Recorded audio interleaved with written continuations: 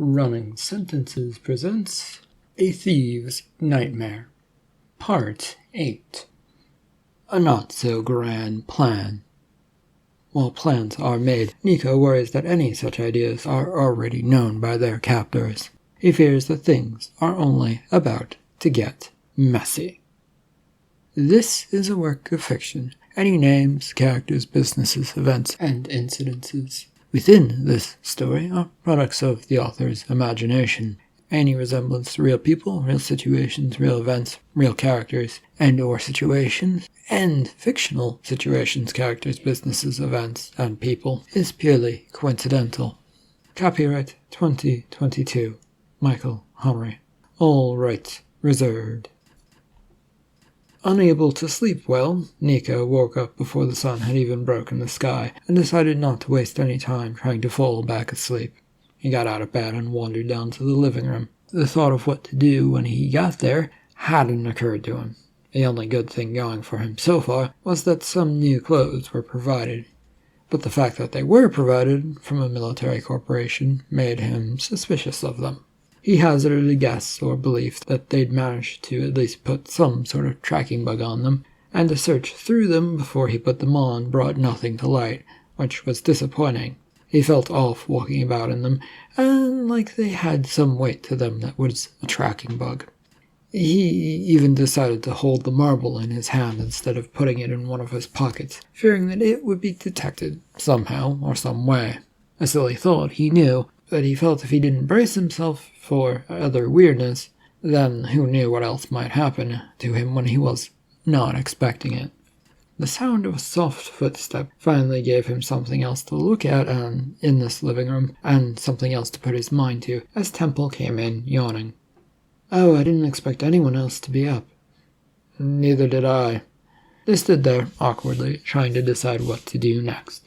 Temple gave up and went to sit on a nearby couch. This left Nico to stand or pace about, and he wasn't really sure which he wanted to do. He was good at pacing, weirdly, so he decided eventually to do that, and to occasionally bring his hand with marble in it to his mouth to blow on his hand to keep it warm. There was no expectations that this was doing anything other than making it feel like he was making it do something. Temple, did Dominique come to you in private last night?" This drew her to look at him from staring at the rug towards him, questioningly. He couldn't tell what she was thinking as he moved about the room, her eyes staying on him. "What about?" "Oh, this and that. You didn't answer my question." "And for you to answer my question, I have to answer yours? Well, we didn't talk, but I was made to feel like I was back in middle school, passing about secret notes." "About a plan?" "There may have been a mention about something, but she failed to say exactly what it was." "I get the same runaround. What fun. You've been associated with her for longer, and I know this is going to sound terrible, but are you going along with her plan? She wouldn't tell you?" She shrugged as Dominique appeared from the hallway, stifling her own yawn as she went past them towards the kitchen.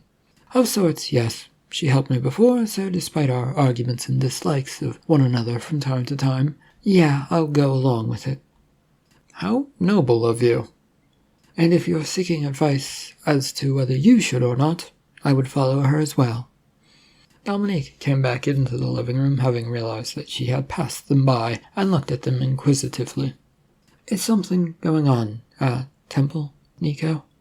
"Oh, just the usual. Talk and ideas, but no ideas that will actually help us out." "Oh, well, we should make breakfast since who knows what will happen today." There were two curt nods, and a lot of them went into the kitchen. The trio did their best to work around one another in a small kitchen preparing something to eat. Nico spent most of his time thinking about the figure he'd seen and wasn't paying attention to what he was making. "Nico, if I have to remind you one more time to watch your food. Where are you right now anyway?" The admonishment from Dominique helped him bring about to see that the bacon in his pan was getting a bit crispy. He moved the pieces of meat about, trying to make sure that they weren't burnt. And not even an answer from him. "Temple, where has the mind of Nico gone? You were just speaking to him." "If I knew that, Dom, I would tell you." I was thinking about the figures, the ones who stopped the taking of time, or, stopped your time machine of sorts. And what of them? What if they are ghosts of people? Dominique had stopped cooking and she stared at him. Temple was also now looking deeply at him, worriedly.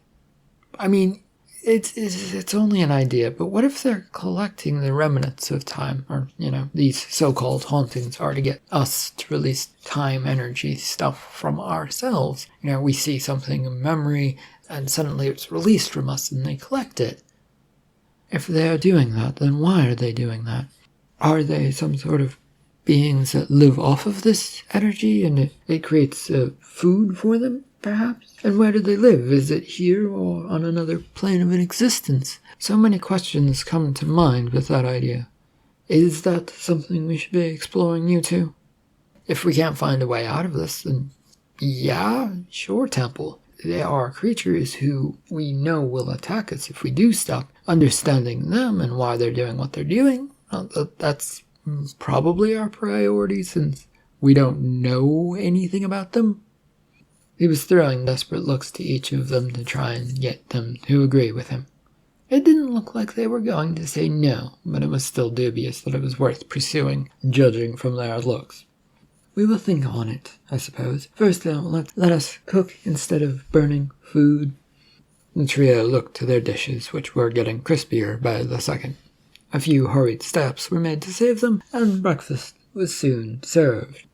After that little trauma, the trio went to the living room to sit around, not discussing things. Nico kept quietly fearing about listening devices and looking about for them, while the other two seemed lost in thoughts about other things. It took until the late morning for anyone to show up and whisk them away from here, but a couple of guards eventually did with some mean-looking weapons.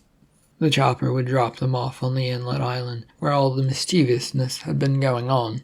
Caleb had joined them on the ground, but nowhere to be seen was Lewis. Nico figured that the house was where they were going to go, and didn't waste any time out here in the front yard, making a beeline for the front door.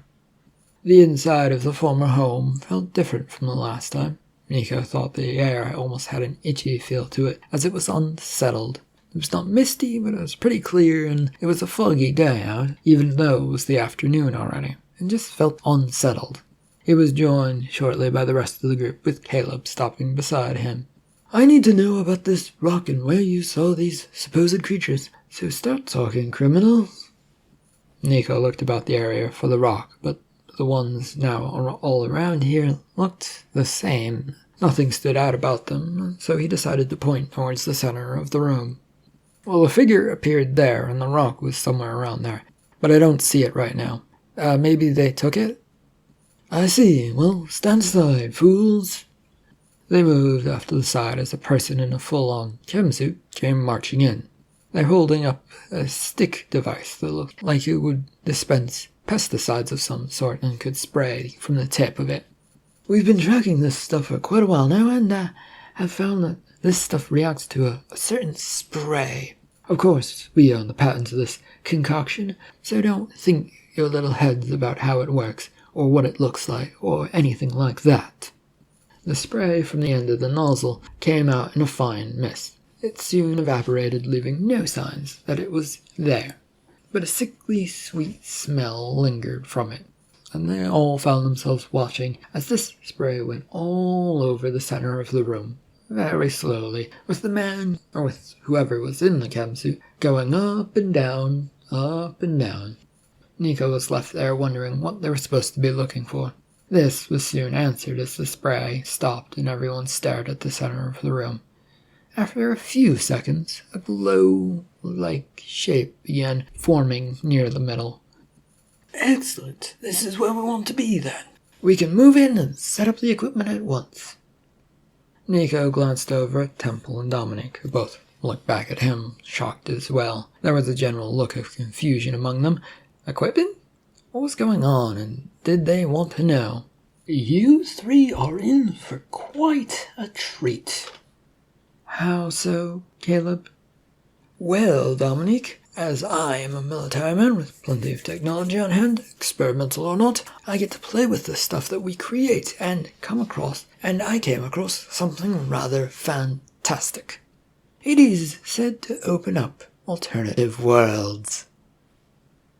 And you plan to use this to go into the world of time if it's there?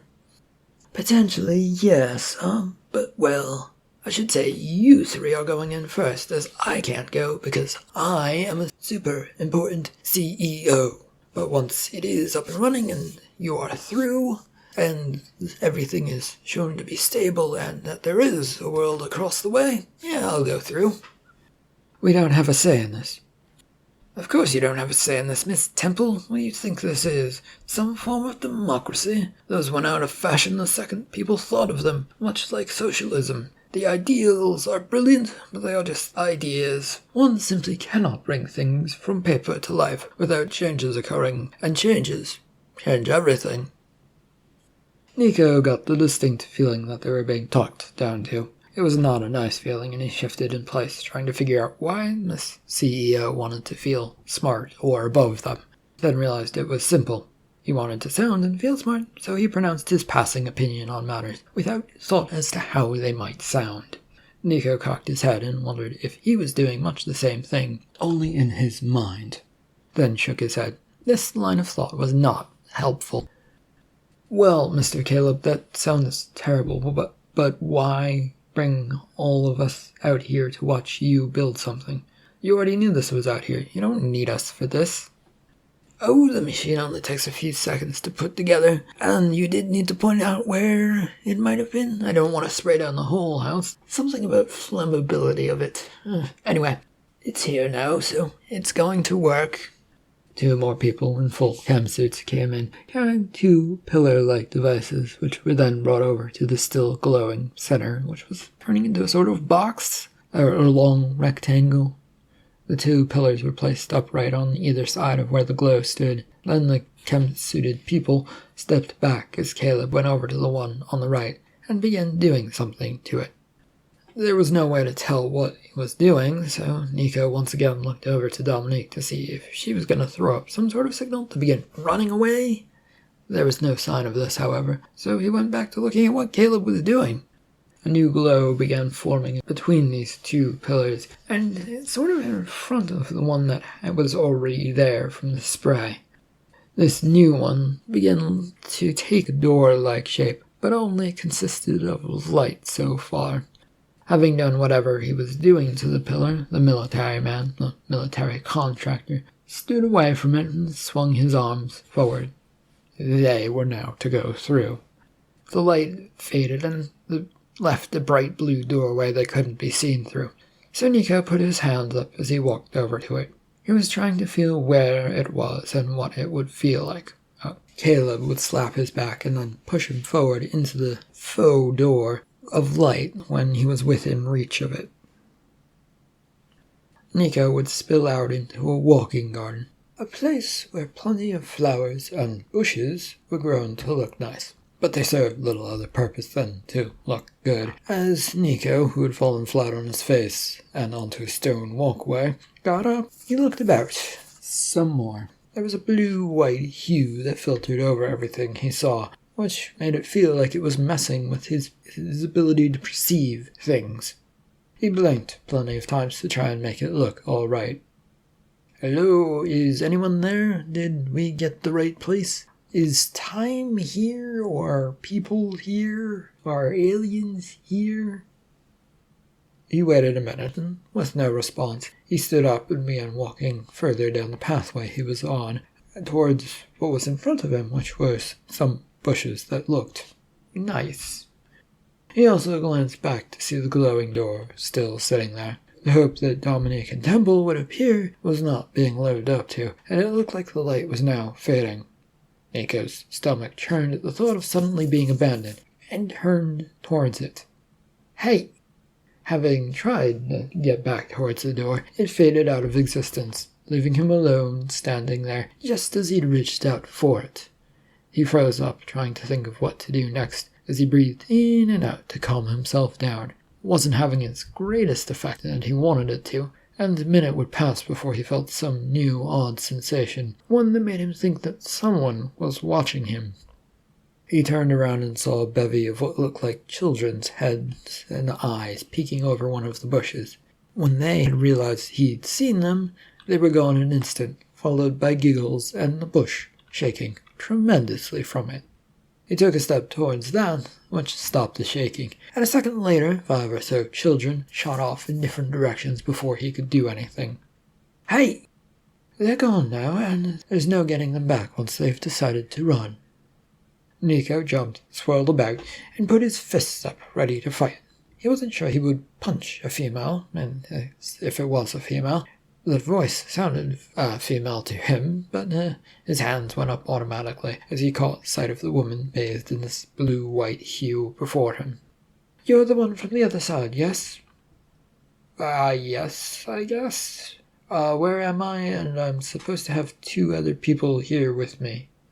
They'll be around here as they have things to deal with first. Only one person goes through at a time and into a certain area. You are all locked off from each other for now. Welcome to the world of time and energy, and potentially theory at times. My name is Julie, and I am your guide. Okay? His hands slowly lowered, and he still regarded her rather suspiciously. We were expected to come here? I get a sense that you knew we were coming to find you people? That's just the way it sounds? Or is it just the way you talk that makes it sound like that? Of course you were expected. We don't let anyone waltz in here without knowing that they are coming. Please, if you will follow me. This eerily illuminated woman took a step around him and seemed to float by as she went. He tried to decide if this was the case or not. It certainly looked like it, but with everything the way it was lately, he couldn't trust his own eyes. By the way, are you angry that humans have discovered that time can be converted to energy to power things, potentially? Angry? No. Time is the essence of all things, and it makes energy that allows things to be powered, such as your human contraptions. Not so sure that's true, because I did see time acting up angry and agitated that a machine was being used to make it angry. Or if you control this stuff, it certainly seems angry. There was some hand-waving from her, which he took to mean it didn't matter. This, as a couple of other figures, came from nowhere and were now walking alongside this Julie. They appeared to be talking to one another about something which he couldn't hear. The words, if they were words, sounded off to him. Where are we going, by the way? To the mansion. She pointed up ahead as they exited a garden that had bush walls preventing anyone from looking into it aside from this entranceway. The house that he saw was on the massive side. It stretched further than he could see and felt like it kept going in both directions. Endlessly. What's there? This one asks a lot of questions. Are we sure he can help us? We have no choice. Our destiny and time signatures are already tied to what has happened. Quiet, you two. As for what happens in there, it is up to you, Mr. Nico. We are bringing you to face the Lord of Time. Don't you feel special? No, I don't. Why do I need to meet him? She came to a stop as they were now at the doorway to this house, and the 2 others had also stopped as he approached, having lagged a bit behind them.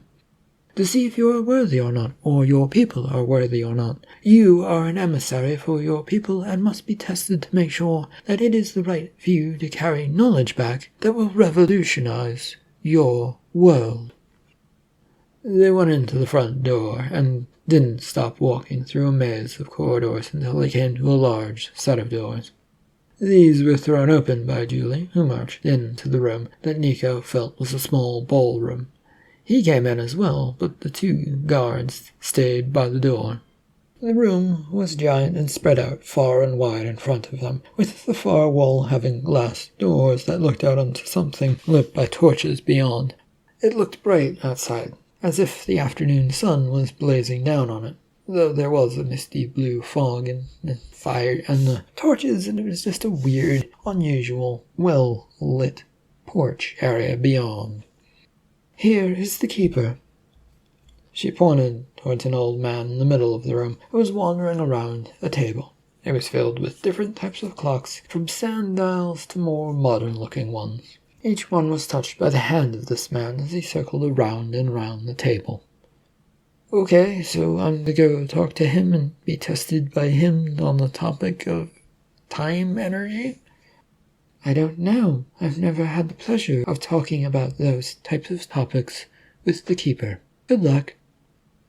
Julie backed her way out of the door, and then, once beyond it, slammed it shut.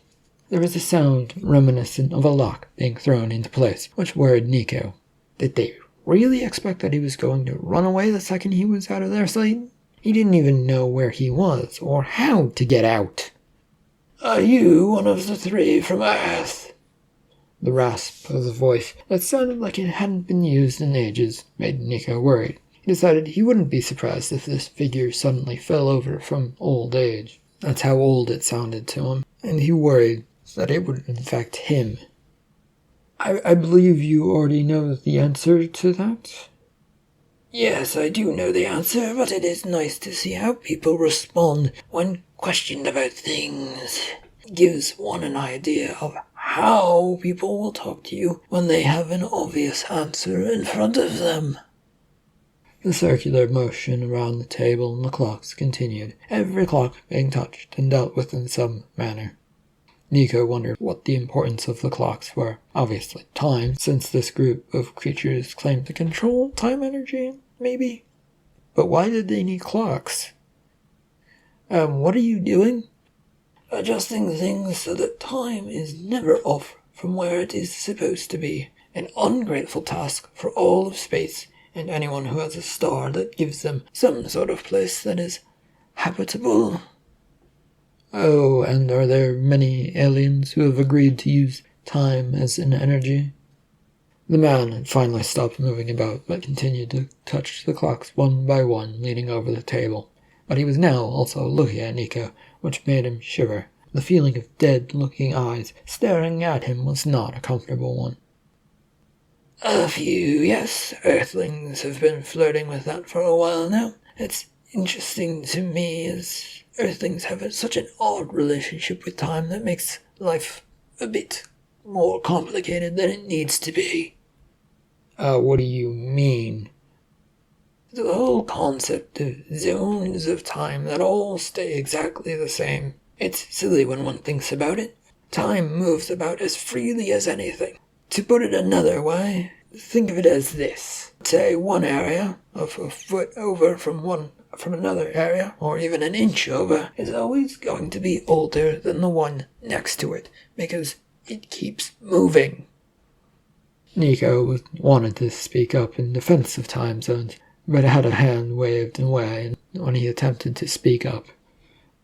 Oh, don't worry, I know why you guys do it, and that it helps keep things on schedule since it gives humanity clear points of references. Still an odd thing to get everyone to agree upon when we all see time rather differently.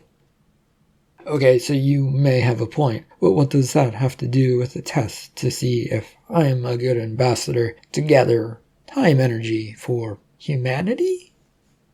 Nico frowned at the thought. He did not think he would make a good ambassador, but that's what he was right now, wasn't it? It's all small talk. I like to learn about you and I get a feeling for you, and then, only then, am I allowed to make a ruling decision on this important matter. If I don't know you and how you will use this new energy, power, time source, terrible things might happen, and if anyone were to find out, well, it would be off with my head. I can't stop time energy once it's flowing into a new world. Nico nodded along to show that he understood, but had nothing to say on the matter. It was all heady stuff, and it sounded right, but so did lots of things that turned out to be untrue. When Nico kept quiet, the man sighed, and then went about touching the clocks again. We shall start with the questionings then. Why do you want this energy source? I don't want it. Someone else found out about it and got curious, and now they've sent me in because I wasn't taken by time. Taken? Yeah. Well, a blue, hazy stream of the stuff came out of the ground and takes people and leaves their clothing on my planet. That sort of thing, I think. That doesn't sound right at all. It sounds like something is wrong. I don't know what, though. And so why did these people who sent you want this energy source, then? This is purely a guess, since no one has actually told me anything other than go get it, but probably for energy, and then whatever else they might think up of. I have no doubt it might be experimented with in the bomb, explosive technology, but you can probably also threaten people the same way things got threatened when nuclear tech came to Earth. Is that supposed to reassure me that things will be fine? And what is this threat you talk of, this nuclear threat? It's an old story I once heard, a conspiracy idea, really. It's said that aliens gave us nuclear technology and told us we were allowed to use the bomb against humanity. Twice. If we did any more than that, they would wipe us out. I don't know if that includes actual tests or not, but a lot of those did happen after we used the weapons against one another. The shocking admission caused the Keeper of Energy to let his jaw drop open. Nico admitted to himself that what he'd said didn't sound all that great, but it was also just a story with little to no way of verifying it. And you just want us to give you energy from time to power your world? Again, I don't really see the point in it. Others seem to think it is worth exploring on some front, but me, I don't really care. They sent someone through that doesn't want time energy. Nico decided to shrug, since explaining his little adventure to get here and that he hadn't been snatched away at some point, despite being close to angry time, was rather complicated. I believe Miss Dominique has an interest in it, and she's supposed to come with me. Is supposed to be here. I think she is here. But her interest might be more or less research purposes, and maybe to sell it. I don't know. I have heard enough. You can go. Oh, great. Back to Earth, or out of my sight. You will wait until a decision has been made. The doors were thrown open, and Julie came in. She looked at the man who'd gone back to touching his clocks and circling around the table. Your orders, sir. There's much to think about. Drop this one off in the library and bring the next one to me. I won't make up my mind for a little while yet, and after I've talked to them. So make sure they're comfortable. Julie turned to Nico with a polite nod, and a sweeping arm motion meant that he should go out the door. He did this, and took in one last look around the ballroom. All of this for a talk. Why? The conversation could have happened at the front door of this mansion and had the same effect. Do you really control time? He blurted this out just at the door and felt Julie's hand pushing him out it. He chanced one last look back, but the man, if he did react, didn't show it.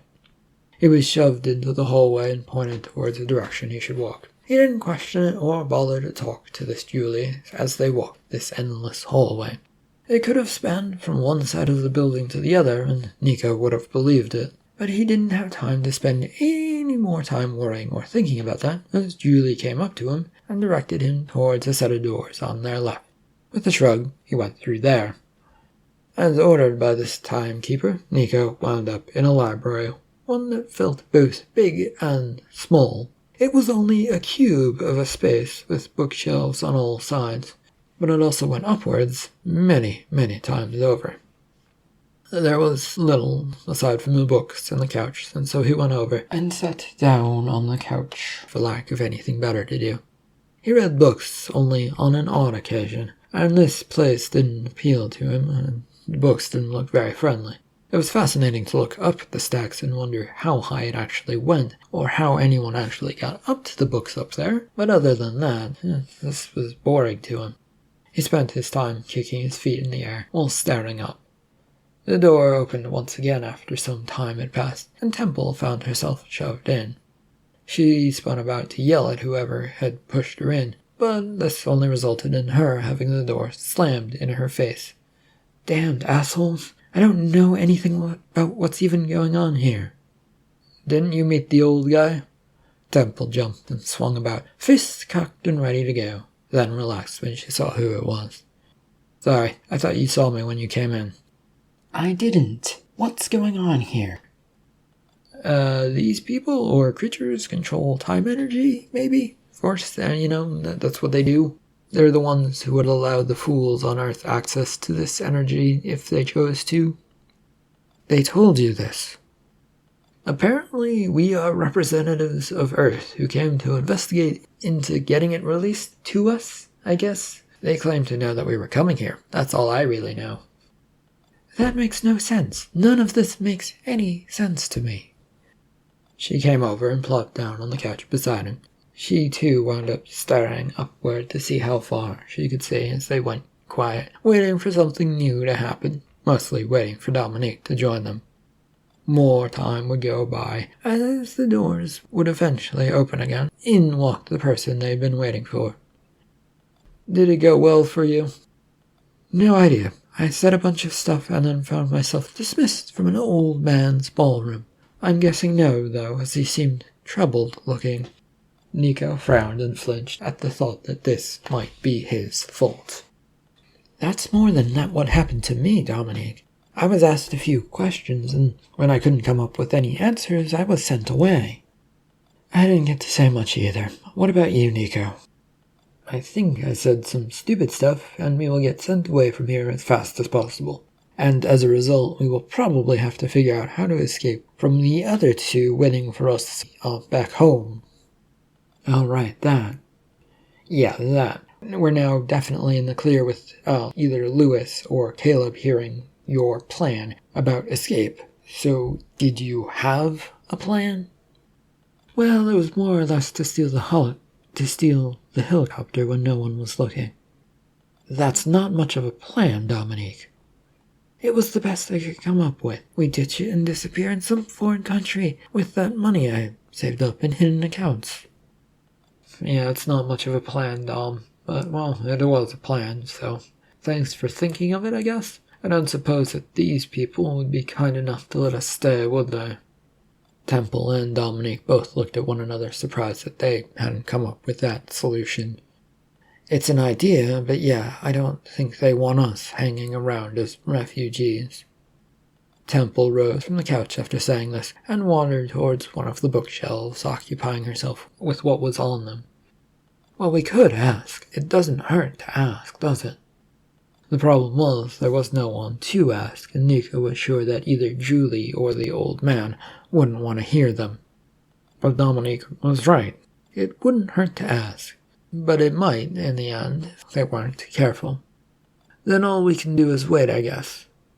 His two friends nodded their heads yes, and he sat back in the sofa, getting comfortable, staring upward. Though he'd been sitting there for quite a while, so the need to get up was also there. But there was nothing to do here, so that didn't sound appealing to do either.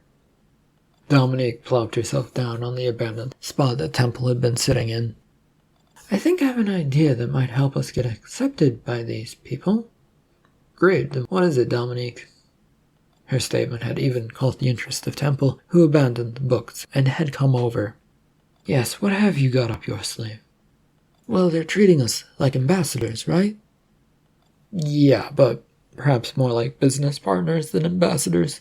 You think we could be ambassadors for them or something like that? Yes, potentially. We act like intermediaries, trying to stop threats to this place from Earth or vice versa, or just help them out with any alien races. They're going to need someone to stand in the way of everyone else when people find out about this.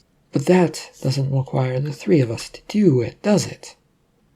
We can make it work, Temple, acting like a council of 3 people to help them out, with 3 votes. 3 votes works out well. And then maybe once Earth is done, we help them with other alien people, things, creatures that need negotiations between the 2 sides. If we can understand them.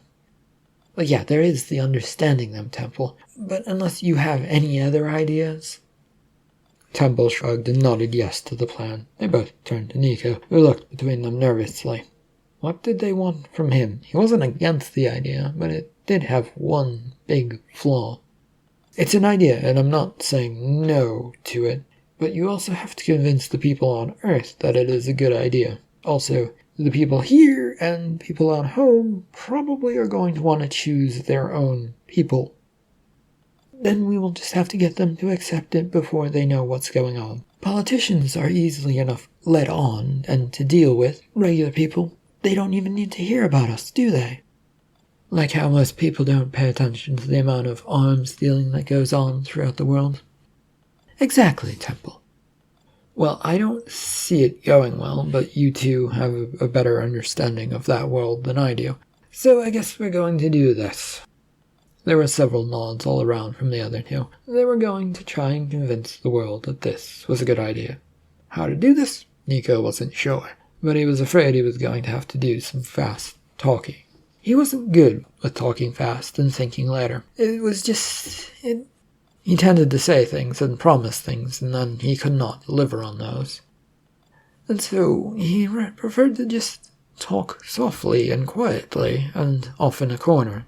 But he doubted he would be allowed to do that either. They would sit around and wait a bit more until the door opened again with Julie walking in. She looked at them and cleared her throat. A decision has been reached. If you will follow me, please. Good, glad to hear it. Can we bargain an agreement with your, race, please? The woman was not expecting them to do anything other than to get up and follow her. And so surprise showed on her face when they started talking. I see, but that's nice, but it doesn't matter to me or the Keeper of Time. What's his name, by the way? Who? What are we talking about? The person we met, the one wandering around the clocks. All you need to know is that he's one of the many Keepers of Time, nothing more. You don't know her name, do you? Julie backpedaled away as Temple approached her after saying that. Confusion had now taken over the poor lady, who didn't know what to do other than to go backwards. Nico popped up from the couch and helped up Dominique. Don't worry, we aren't out to get you, Miss Julie. We don't care if we do or don't get the time energy stuff, but we'd like information and we'd like to talk to you. There is a deal to be made and we can help you out, but you have to share information with us, and it is worth thinking about for those timekeepers, we believe. The woman, however, had continued to back up, looking troubled by the matter of the three now crowding towards her. If you could lead us to them, please. Julie practically ran away from them, and they all followed, though keeping a decent space between them. It was a rather awkward pace for them, though, since they didn't want the woman to feel like they were chasing after her. They also had to keep up, though, since she was running, so they settled into gently sprinting after her, and then slowing down from time to time to make sure the awkwardness wasn't completely there. We aren't going to hurt you. Nico's yell did not slow her down as they went down this fancy-looking hallway. It was the same one from before, yet now it looked fancy. Nico was pretty sure it was that way before, but he was once again not sure of himself entirely. The trio had taken to sprinting after the lady who had come to a stop in front of a set of doors to her left. She opened them and disappeared inside. A minute later, they stood in front of these doors, with Temple going up to open them up. Nico was reading the sign above the door. Playing tonight, the decision of Earth and time energy, in theory. His two friends, however, had already gone through the doors.